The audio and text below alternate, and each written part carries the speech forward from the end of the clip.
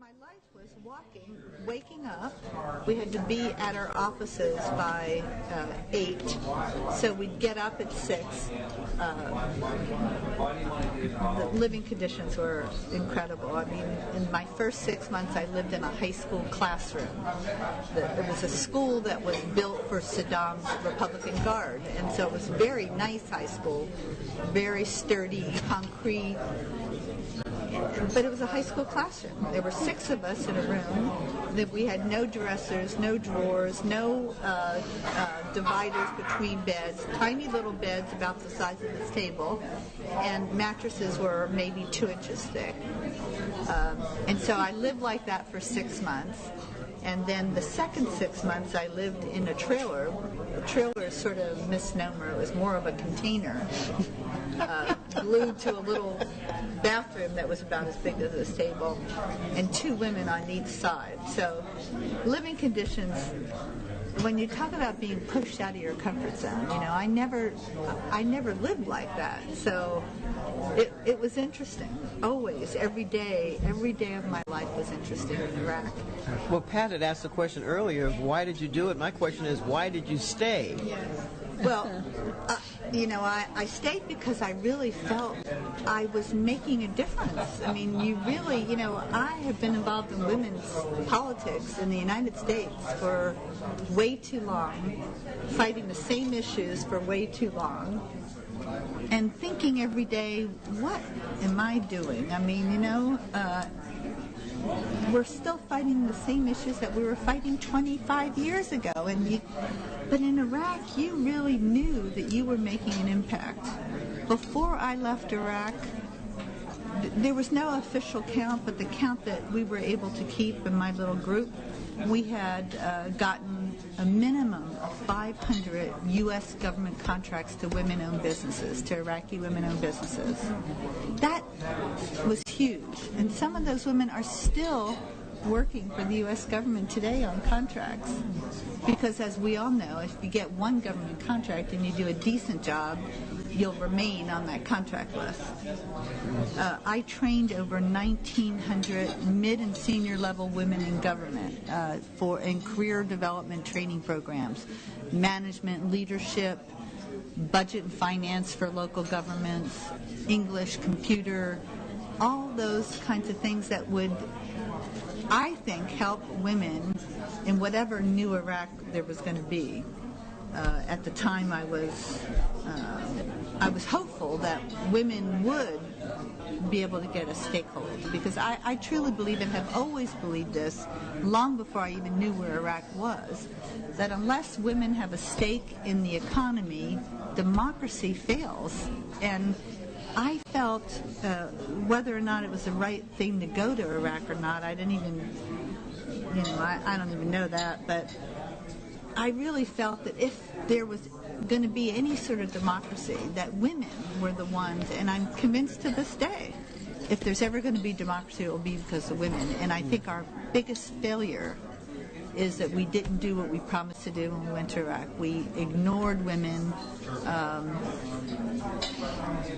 There were little programs going on, but, for instance, in my program, $4.4 billion on water infrastructure. You know what my budget was? In the first 6 months, I had no budget, and I begged, borrowed, pleaded, and cried. I finally got $350,000. So, and it isn't that it isn't that our own people don't believe that women are a priority. It just wasn't their priority, All they wanted to do was design the state-of-the-art this, state-of-the-art that, and, getting women involved was, I think there was also a fear of the Iraqi women, the fear of the unknown. They didn't know how to approach Iraqi women. They didn't know how to talk to them. So I started a job bank right away, and we had, even before I got to Iraq, we had over 100 women in the job bank that wanted and needed jobs from anywhere from sewing jobs to construction jobs, this broad gamut of requirements. Well, it seems to me that with that education base, you've got women that are ready to go as soon as opportunities surface. Absolutely. To deal with it, so. Most of the money that we were spending in Iraq non-governmental agencies that were getting money from USAID, which gets money from our tax money. It's all out of our taxes. Most of those programs, it seemed to me, which I protested all the time, were jobs that were very low-level jobs. So they weren't going to give women a stake in the economy. They were how to sew and how to do menial jobs. That's needed. But where I thought we should be spending our dollars, we're trying to get women in businesses that they could start business and employ other women. Mm-hmm. And let me interrupt you for a minute because I know Ken has been sitting on a thought here. I could go on and on for 6 hours. No, I don't mean to interrupt. I have two questions. Mm-hmm. First, did you ever feel unsafe while you were there? But more importantly, when you're dealing with all these women, there's a lot of conflicting news here in the U.S. as far as were they happy that the U.S. came in and removed Saddam? Did you feel like that there was a sense of they appreciated what you were doing?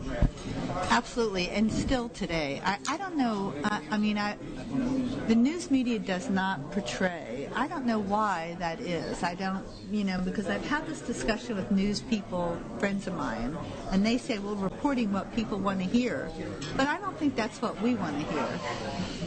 Women love the United States. They know that I still am in touch with a lot of the women that I worked with, and they so appreciate everything, and they were like sponges, give me more, give me more, give me more information, tell me why, tell me how.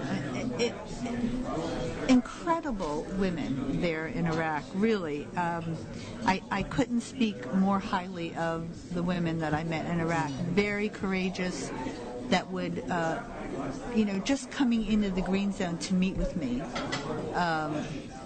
Sometimes they'd have to take 5 or 6 taxis so that they weren't being followed, and then they'd get to a place where they'd have to get into the green zone where they have to stand in line, and oftentimes that was the most dangerous place because the insurgents would have people standing around taking pictures of the women coming in, and they would be severely punished. And I know of one really wonderful woman that I work closely with, 42 years old, that was drugged out of her house in the middle of the night and shot in the head and left to die in the street where her kids could see her the next morning.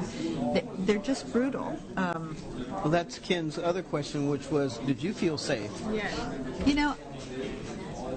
Most of the time, I guess I felt safe. I don't know. It's hard for me to answer that question. There were some times where I was more than concerned in a situation that I was in, but I always felt comfortable. We had some really incredible guards and my contract required that if I traveled, I had to have permission to travel outside of the green zone, number one. And number two, with that permission came a requirement that there would be 3 SUVs, all with big guys and big guns, and they made sure I always trusted them. I always did what they said, and never. Although there were many times where I